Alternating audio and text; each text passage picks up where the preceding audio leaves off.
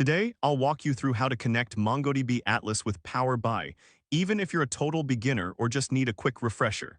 By the end of this guide, you'll know exactly how to set up this connection so you can visualize your data effectively. Let's dive right in. First, you'll want to open Power BI Desktop.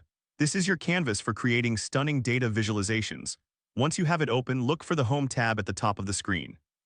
From the Home tab, click on the option that says Get Data.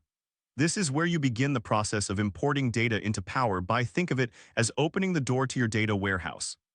In the search bar that appears, type in MongoDB Atlas. This is the database service we will be connecting to. It's totally normal if this takes a moment, just give it a second to load.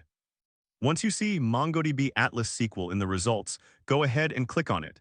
This selection tells Power BI that you want to connect specifically to your MongoDB Atlas database. Next, a pop-up window will appear. Click on Continue to proceed. This step is crucial as it allows Power BI to access the necessary data from your MongoDB Atlas account. Now, you'll need to fill out the required fields in the pop-up window.